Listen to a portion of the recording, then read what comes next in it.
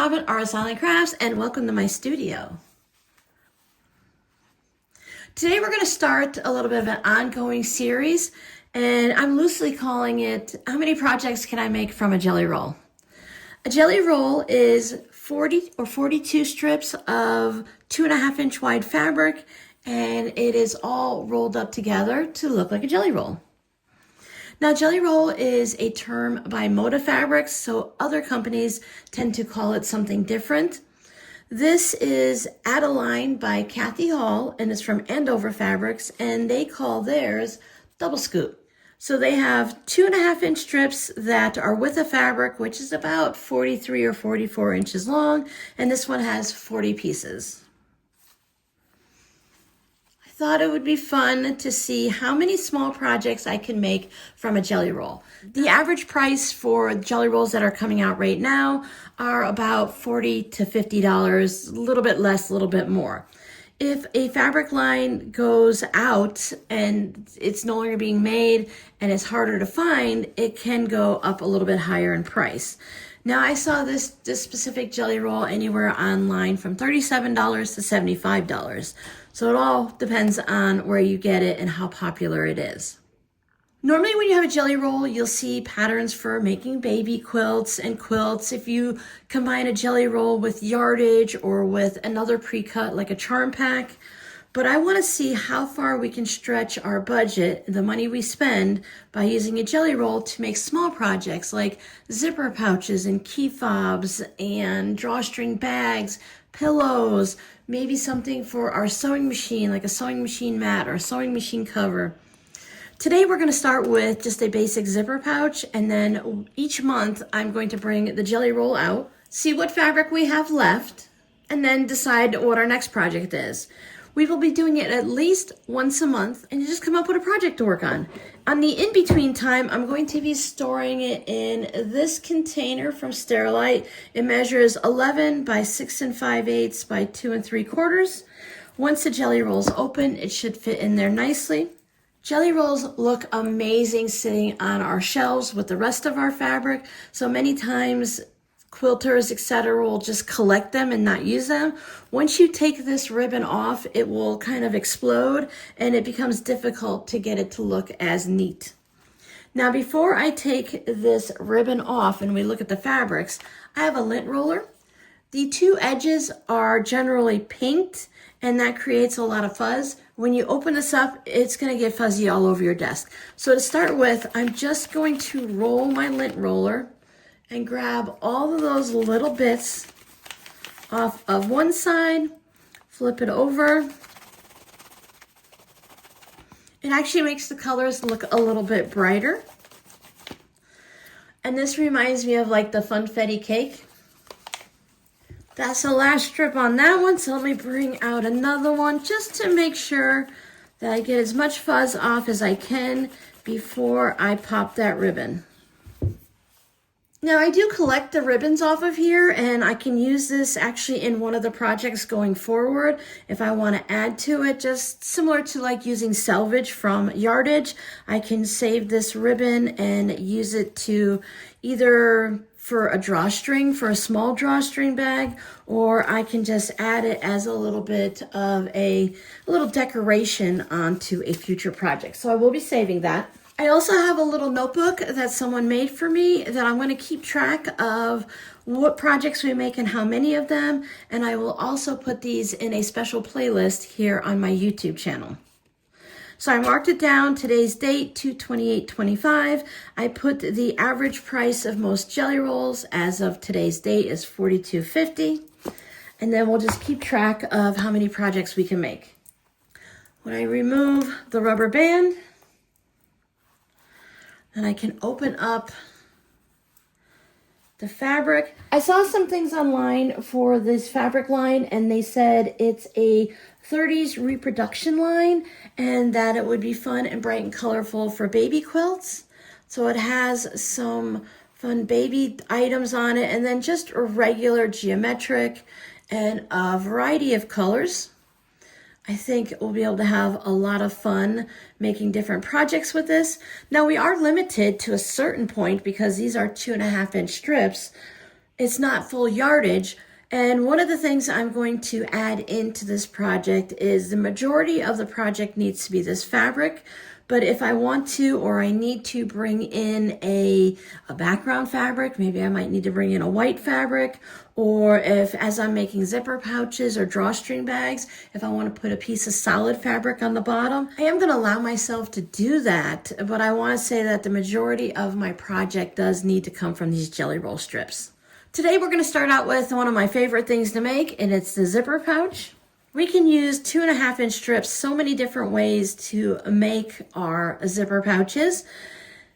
You can cut them into 2.5-inch squares and make patchwork. And I'm working on our 2025 quilt along, and I am doing bright log cabin blocks. So I thought today might be fun to make a log cabin block and turn it into a zipper pouch.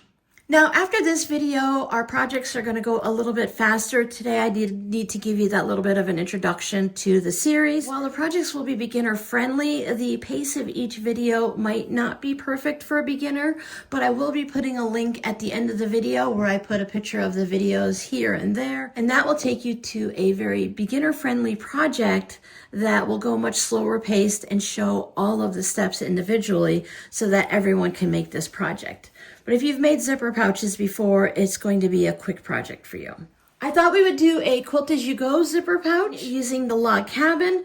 To start with, I have 2 pieces of batting. I have cut that to be 9 by 11. I'm using the Warm Companies. I like their warm and white. And it's 100% cotton, and it's needle punch, so there's no scrim or anything in it. And that works out really well for me when I want to do Quilt-as-you-go, because I can easily iron this batting, and it doesn't melt and it doesn't stick to my iron. Now you can use any type of batting that you prefer, and you can also make this without doing the Quilt-as-you-go style. But I thought that would be fun to do today. I cut my batting 1 inch longer than I was thinking that I would like my quilted pouch to be. I was thinking that I would have my pouch be about 10 by 8, and having that extra batting will give me that extra wiggle room. So if the quilting of any kind or the stitching down of anything causes the project to shrink in a little bit, I have that extra wiggle room. Now you can use this method and this style of doing it in any size zipper pouch or any project that you want. But if you want one identical to mine, I cut my batting at 11 by 9. I will be doing the same process on both sides of the zipper pouch. So I will be doing Quilt-as-you-go on one side, and I will probably match them or come pretty close to using the same fabrics on both sides, but I might put them in different locations. I think to start out with, I want to play with these fun, colorful fabrics. So I'm going to pull these out. So you can see you have the same design or a similar design, and then it just changes colors. So I still have polka dots, identical fabric, there's different colors. And then this one has the leaves. Now the materials for our pouch, I'm just going to grab them and bring them in as we start sewing. But you can see I have my batting and my fabric. I'll need a zipper for the top, and I'll need lining fabric. But I don't want to cut my lining fabric yet until I see what the outside of my pouch ends up being size-wise, and then I can go ahead and cut my lining fabric. I'll either use a simple white fabric for the lining, or once this project's all done and I see what the outside pouches look like, I might want to bring in something fun. I might want to have a green or a yellow or a pink. So I didn't bring my lining fabric out yet until I see exactly what it's going to look like. I really like this green fabric, so I think I'm going to start with this for the center. And since this is a 2.5-inch strip, and they're all 2.5-inch strips because it's a jelly roll, they're all the same size, I'm going to go ahead and keep everything non-wonky. I'm going to cut my first square to be 2.5 by 2.5. To start with, I'm going to cut off this little bit of selvage. I'm going to cut a little bit extra off because I'm going to save this, and when we're done with the jelly roll, I'm going to find a project to use all of these selvages for. Because they're only 2.5 inches wide, there isn't a long strip to make a selvage project with, but one side will be a full solid color, and then the other side will have that white bit. Now, some of it will have writing. It's just based on where they cut these strips to make the jelly roll. So I'll go ahead and collect those in my little container. Now, as I'm trimming things, if I just have a little bit of a sliver cut off, I will go ahead and just put it in the trash. But if it's anything that I could use to make like a fabric postcard, I will save those fabrics. I'm cutting both ends of the jelly roll at the same time, so I want to make sure that they are lined up. Trim it at the 2.5 inch mark. So the type of quilt-as-we-go that I'm going to be doing this time is I'm going to be putting the two fabrics together and doing the seam line, stitching right through the batting. I do not have a piece of fabric on the back, but you can if you'd like. I want to put the lining to cover up all of my stitching so you won't be seeing it. And I don't mind just putting it through my sewing machine with the batting. Now, it might get just a little bit wonky and a little off being straight, but I do have that extra wiggle room to line things up. So I will try to put my fabric in the center and have it going straight to the best of my ability. I will be working on both sides of the pouch at the same time. Now, as you're doing this, you can measure for each piece. You would lay it down and you would see that this is 2.5 inches. From there to there. My next piece I'm going to put on the top. We already know that because we just put the square down, so there isn't much to consider. And if you don't want to do the actual measuring it and cutting it precisely, we can just take this whole jelly roll to the sewing machine, lay it down and trim it. So what I'll do is I'll show you with one of them where I pre-cut it, and then with the other one, we'll just take it to the sewing machine and trim it. I still want to go ahead and cut off the extra bit here at the end. The first selvage I cut off was actually 1.25 inches. So I'm going to cut this one the same width so that when I work with them, they'll all be the same and it'll make it easier to work with. For our first one, I will cut a piece that's 2.5 inches long. And for this one, I'll just take the whole piece to the sewing machine. I do keep a medium to small pair of scissors at the sewing machine. I use this pair to cut the fabric as I'm sewing the logs down, and I also keep a little snippet here to cut any threads. I'm going to be stitching this using just a white cotton thread, and I'm using a 2.0 stitch length and a 1/4 inch seam allowance. Put my top piece on, and I'm lining it right sides together. I'm lining it up along the edge that I'm going to sew, and I do start maybe a stitch just before the actual fabric. Now you can backstitch at the beginning and the end if you'd like. I do not, because as I keep adding logs onto it, it will go ahead and secure over those threads and lock them in place. I did go a stitch or two past the fabric.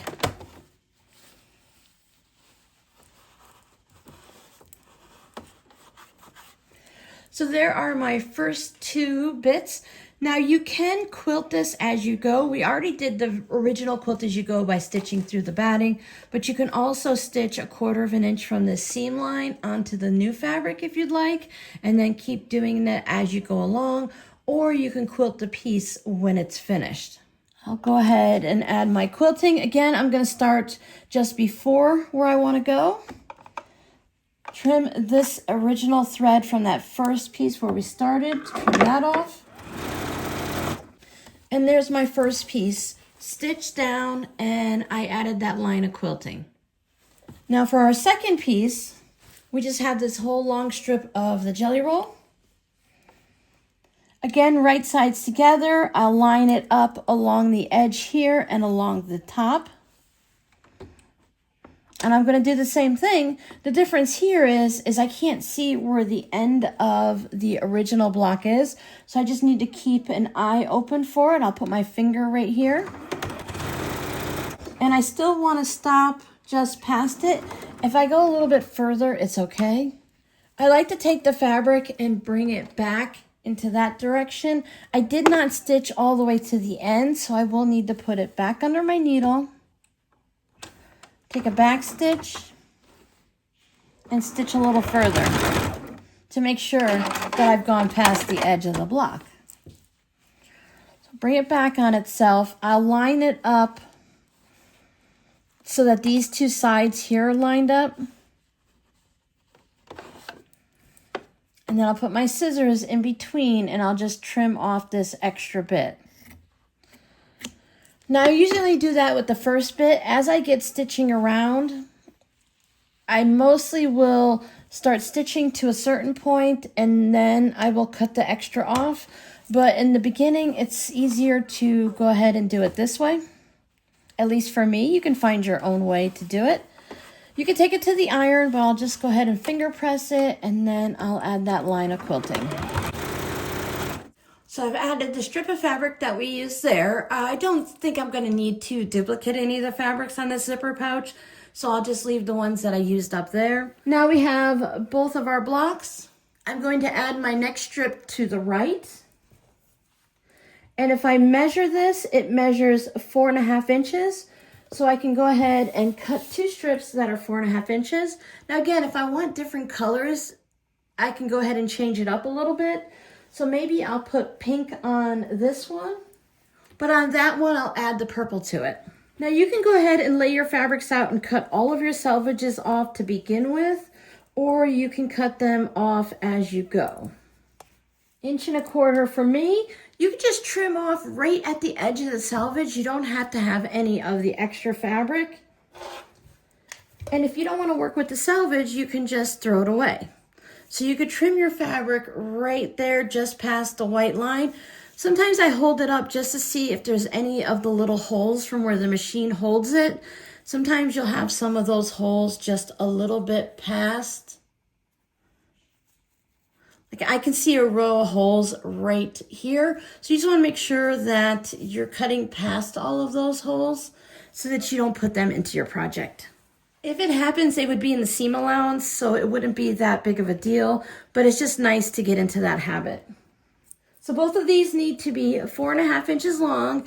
If you want, you can make them a little bit longer, 4 3/4, to give yourself just a little wiggle room. It's really good practice to get into, to cut your fabrics to the exact size and to measure it from there to there and sew from there to there. But at the same time, sometimes I prefer to just lay the fabric down, sew it, and cut it off. As we're working on these different projects, I'll give you guys different techniques and tips and tricks. You choose what works for you and ignore the rest. Just because I like to do something or I prefer to do it a certain way, it doesn't mean you have to. I'll let you know if there's ever a time that you absolutely have to do something a certain way, and I'll tell you why. I'll take these back to the machine, and when I go to the machine, that's usually when I notice the threads. Because it's white on white, I don't always pay attention to it. So I'll trim those threads off, and then I'll lay my fabrics down. If you need to, and if it's easier for you, you can go ahead and pin the fabrics. I want to give this one a quick iron. Now, because I cut it when it had that bump in it and it needed to be pressed out, my fabric isn't exactly the right size. So I can either start at the exact spot and then just leave it a little short, or I can slide it down so I have a little bit sticking out on each end, and then when I put the next strip on, it'll go ahead and catch that. And that's one of the reasons why I generally prefer to cut the fabric a little bit longer. If I don't want to deal with the long jelly roll strip at the sewing machine, I might go ahead and cut it just a little bit longer, an extra 1/4 inch, 1/2 inch, and then take it over, and I can always trim any of the extra off. So let's go ahead and stitch these down and add that line of quilting. Be very careful when you're working with the batting like this, because you see how that piece of fabric was stuck to the back of my pouch. It's really easy to get a scrap of fabric from your table stuck there and sewed into it. If that were to happen, I would either pick out the seam where I stitched through it, or I would just trim the fabric around that stitch line and get a new piece of fabric for the other piece. If I were to leave these threads in, the white threads, they really wouldn't be noticed. But if I was sewing with black thread and I was sewing a yellow piece of fabric, then it would be noticeable. So I want to try to remember to trim those threads. To save some time and thread, I just leave my needle right there. I bring this over, give it a nice little finger press. Then I can lift the needle out, slide it over to that 1/4 inch position, and then I can do my quilting.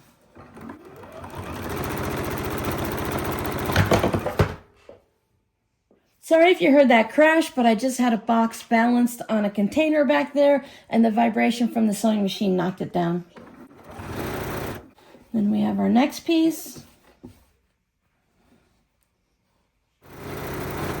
Fold it over, finger press it. You can cut the threads and take it to your ironing station and give it a good press. You can see on this pink where I had the extra, give it a little crease so I can see my cutting line. If you have a few stitches past it, you can go ahead and just pop those stitches off. Now I did take them over and I gave them a press with the iron, so everybody's laying nice and flat. Now I haven't brought any red into the project yet, so I'll go ahead and trim up the end of my red. I'll be putting red on this step for both of them. So I'll take it over to the sewing machine and I'll leave the full length, and as I'm stitching it, I'll stop a little past here, trim it off, and then add it to the next one. So I do want to make sure that I have a good length here that's wrinkle-free. Next piece up there. I'm going to continue going around, and it looks like I can probably do one more pass all the way around, and we'll see how much fabric is left outside the batting. Now remember, I cut my batting larger, so I don't necessarily have to cover it all the way. I can bring in one of my quilting rulers and measure it to see if I'm getting the measurements that I need. So there are my two sides of my pouch. I noticed that this one didn't have any purple in it, so I brought the purple in, and this one didn't have any orange, so I used the orange for the last piece. Now I do have some batting showing here, and when you look on the other side, my fabrics did go past the batting, but since everything was made a little bit larger, I'll be trimming it down. You can cut everything to exact size, especially if you're just making a pouch for fun and you don't need it to be a specific size.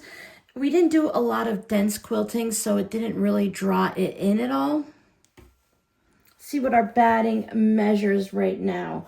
It still measures 11 by 9, so just adding that simple line on didn't cause any issues. But if you chose to quilt it after you stitched it, or if you did the heavy quilting that I will show you in another video, but you'll find it in the playlist. If you do a lot of the straight line quilting and densely quilt it, it will draw it in. Now my original thought was 10 by 8. When I put my ruler down, and I see the 10 is over here, and that's fine. The 8 just gives me a smidge on the bottom and a little bit on the top. So I think I'm gonna go ahead and cut mine 10 by 8.5. Since I didn't have any plans for it, this is going to be going into my Etsy shop. It's going to be whatever size it finishes at. I don't always have a plan for items, and I don't always have a specific size. Now, if you'd like, you can trim all this extra off past the batting, so you know when you trim it down that there's batting underneath all of the pieces that you're trimming, or you can just see it in the shadows and feel it with your hand. If I lay my ruler on so it's even with the batting, my block is a little bit twisted. I'm going to go ahead and use that yellow line and the blue line to line up my block. So make sure my 8.5 on the bottom is on the batting, and make sure the top, so I do 10 by 8.5. I need to slide it over a little to make sure all that green fabric is in. And then I just twist my ruler so that it lines up. And after I cut it, if it's not the exact size, I can always trim it smaller.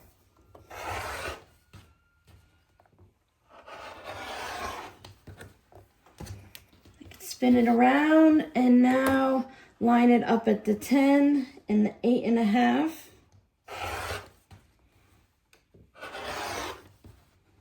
Turn it over to make sure the batting covers all of my fabric. Now I want to cut my other piece to be the same size.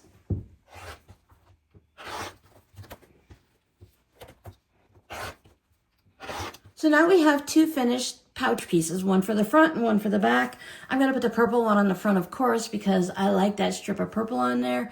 The orange is nice. I just kind of prefer the purple a little bit better. Now these are the bits that we trimmed off. If you've been here for a while, you know my love of fabric postcards. So I will save these scraps and I will use them for a fabric postcard. You can make them for greeting cards. You can use them for crumb quilting. Bits like this though, you definitely don't need to save anything like that. You can also save your bits and then make decisions later.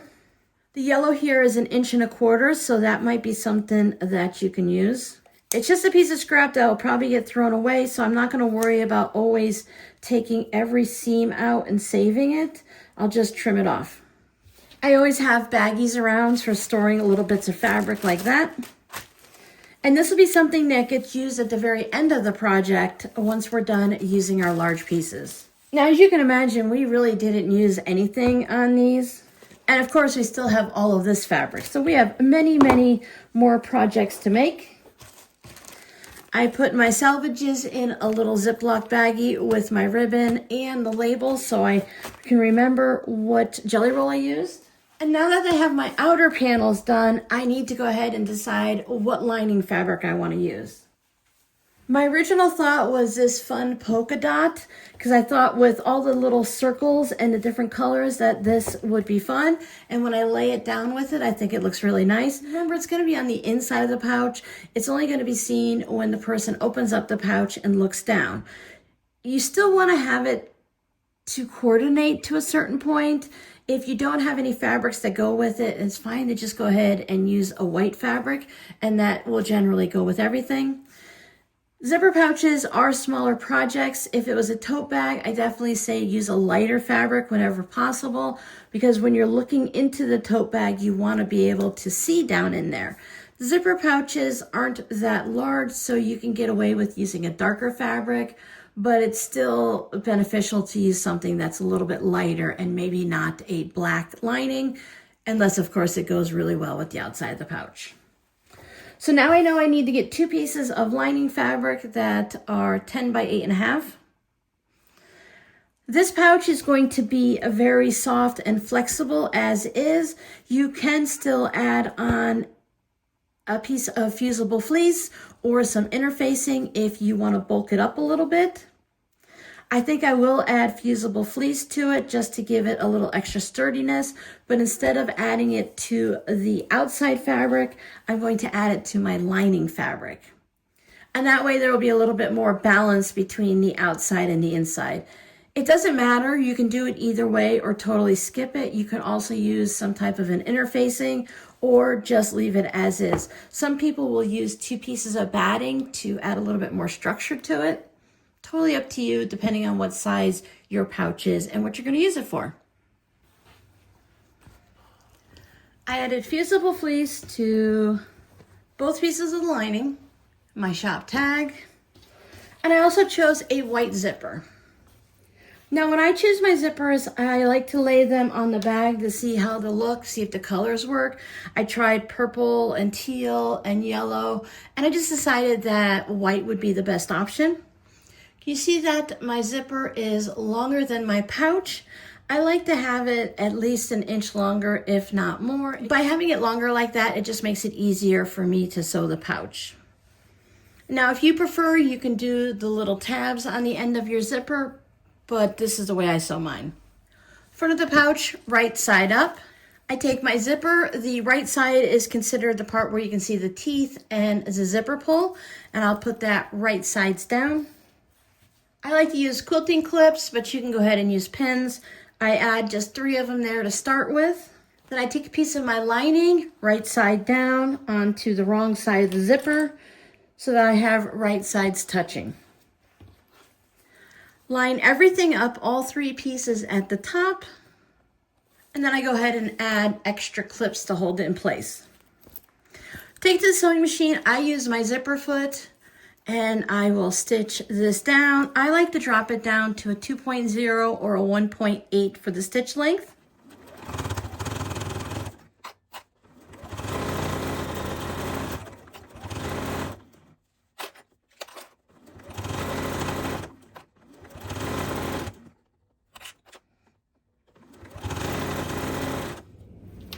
Open it up, give it a little finger press.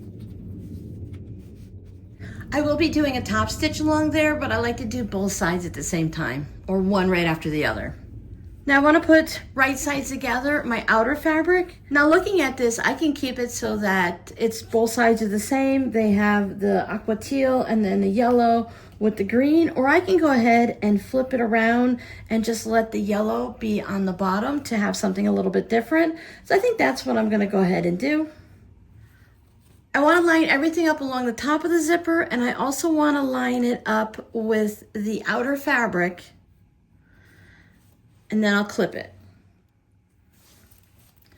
I'll go to the other side, I'll line it up along the edge, line it up along the top, add a clip in the middle.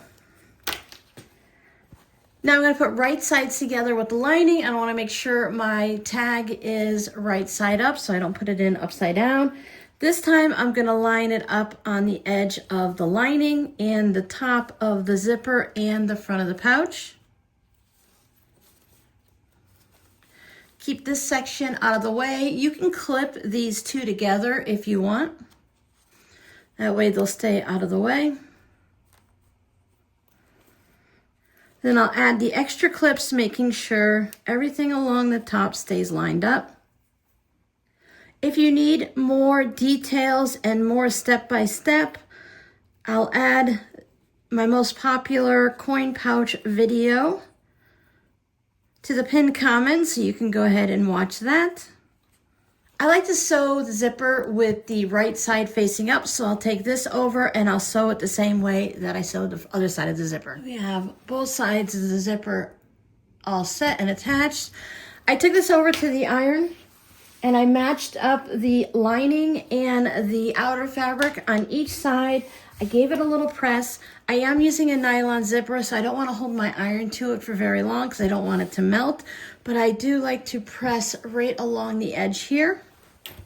Now, if you want, you can put some clips along the bottom here to hold each side in place, but I'm going to take it over to the sewing machine and I'm going to put a top stitch line through the outer fabric and through the lining. Not everyone chooses to do that, so it's up to you. You could always skip it.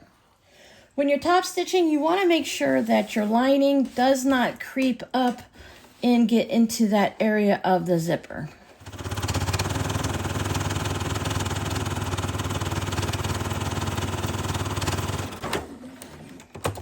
Spin it around and do the same thing on the other side.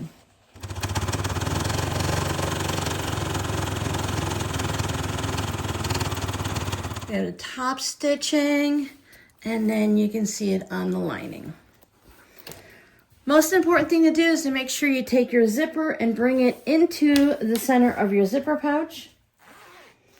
We're going to be sewing the outside together, and if you have your zipper pull here, it'll end up getting cut off, and it's going to be a big hassle at that point. We'll take the two outer pieces and put them together, and the two lining pieces to put them together, and it'll look like this. I added clips all the way around to hold everything in place, lining everything up. If your pieces don't line up exactly, that's okay. Just line them up the best you can, maybe laying them on your mat and lining them up according to the lines on the mat or on a ruler. You just want to get the edges as best as you can. The more projects you make like this, the more even and less wonky your bags will end up, and you'll be able to line them up. When I first started making mine were a little bit wonky. I just trimmed off the wonky. It works out okay. I'm going to leave an opening here at the bottom of my lining, and then I will stitch all the way around. You can back stitch over the zipper if you want. Just be really careful and go slow to make sure your needle doesn't hit the actual zipper. If you're using a metal zipper, you can't stitch over the zipper. Metal zippers need to be the size of the pouch, and people usually put those zipper tabs on it. But since it's the nylon zipper, I can usually sew over it without any issue. I like to use a 3/8 seam allowance. Some people use a 1/2 inch, some people use a 1/4 inch. I like in between. No surprise there that I just kind of average things out. It's up to you and based on the size of the pouch you need. If you need it to be a certain size and you take too large of a seam allowance, your bag's going to get smaller. So just be careful. Double check to make sure your zipper pull is at least at the halfway point inside your bag. Stitched all the way around. There is my turning opening. I could have left it a little larger, but that'll be fine. Now I'm going to box my corners. Sometimes I cut out the little openings ahead of time. Sometimes I cut them out after. It just depends on when I remember. I don't need a large bottom to the bag. So however wide you want the bottom of your bag is, you're going to cut out your corners half of that width. So if you want a 2-inch bottom to your bag so that your bag can sit up and the bottom of it will be 2 inches wide, you're going to cut out 1 inch out of your corners. Because when you sew the two halves together, it creates the 2 inches. And as you make the bottom of the bag wider, the top of the bag is going to get shorter. So if I did a whole 2.5 inch square out of here for a 5-inch bottom, you can see how much shorter my pouch is going to be compared to if I just cut out a little 1-inch corner. I think I'll go ahead and cut 1.5 inches out. I have a friction pen. It is heat erasable. You can rub it with the eraser on the back and it'll be removed if you're writing on paper, or I can hit it with the iron. You're not going to be able to see this normally because of the way it's sewn up and it'll be in the seam, but I don't like to use anything like a thick Sharpie or a marker or something, just in case.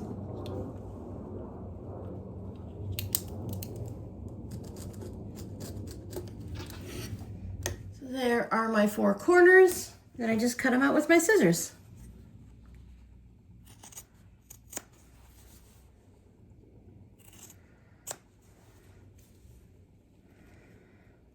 Now, just like with any project, each person who's making it will have their own way to do things. There are different ways to do the boxed corners. Remember, check out the videos at the end on the end screen, and it'll give you a video that shows you different ways that I'm aware of doing it. Just bring my seams. Now you can either press your seams open or put one to one side and one to the other to reduce that bulk in the corner. And I like to clip both sections. Clip all of them and I'll take it over to the sewing machine, and a 3/8 inch seam allowance, the same that I use to sew my bag. I'll go ahead and I'll stitch across here, back stitching at the beginning and the end, and sometimes I'll back stitch where the seam is too, just to set it in place. So I'll do that to all 4 corners. Now you'll end up with something that looks like this. I'm going to trim the zippers off. Remember, nylon zippers, I can trim them with a pair of scissors or a rotary cutter. If you didn't box the corners, you'd want to take the corners off outside of the seam allowance to reduce the bulk in the corners. Going through the lining, you can find where the zipper pull is and grab a hold of it and then just open the zipper up a little bit more, and it just makes it a little bit easier to pull everything through. And again, if you leave a little bit larger of an opening, it can be easier to pull it through. Now you don't want to yank on it. You don't want to tear at your seam there. You don't want to pop anything. You just want to slowly bring it out. Then we'll bring all of our, we'll call them corners, even though they are boxed. I get a lot of questions on how I get my corners for the zippers to pop out. I go in through the lining here, so I'm inside the bag. I put my thumb on the zipper, and on the inside, I poke it with my finger here, and I gently push it through just so it pops up a little bit. You don't want to push too hard because you'll pull the threads and everything. So just pop it up just a little bit, and I can open it up some more. Take a look. So that's about what our bag is going to look like. But before we do that, we need to close up our lining. I like to give it a little blast with the iron. Then I'll take it over to my sewing machine, and with matching thread, I will back stitch here, and I'll stitch, just top stitching about 1/8 of an inch or so along there till I'm past the opening, and then I'll just back stitch at the end also. There it is, all stitched really close to the edge. Just put our lining back into our bag and have our corner areas line up. Close the zipper. I think it looks pretty good. Here is our bottom. I'll give it a nice little press and we'll see what it looks like. And there's our Quilt-as-you-go log cabin. It does lose the look of a log cabin, but we know it's there and we can see the basic design as it goes around on either side. They're both just a little bit different because remember, I flipped one of them over because the blue was going to be on the bottom. So you can see the green and the teal and the green, or the aqua, however you want to look at that. So it does change its location. And I think that adds a little bit of fun to it so that both sides aren't exactly the same. It's quilted, so it does fold down nicely if you want to store it away, put it in a suitcase, put it in a backpack or something. And then it's a decent size, so you could put a variety of things in there. You can use this for a small craft bag. So if you're working on some dishcloths or a hat or a scarf or something like that, something small, you can go ahead and put it in there. It'd be great for knitting socks. Or you can put a hairbrush and some makeup or whatever you might want to put in there. Some toys for the kids. Zipper pouches are great because you could put anything you want in them. Our final measurements, it looks like it's 6 3/4 of an inch tall and 9 inches wide. I'm going to put that in our little book here. Put our little notebook into our container here, and we'll be all set for the next time that I work on this project.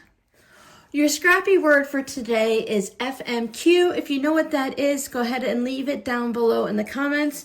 If you'd like to suggest a small project to work on, if there's something you'd like to see, you can leave that in the comments. I will add it to the list and we'll see if we can go ahead and get some of those things done by using this one jelly roll. Thank you guys so much for hanging out with me. Remember, check out the playlist and the video here and the link down in the pinned comment. See you in the next video. Bye.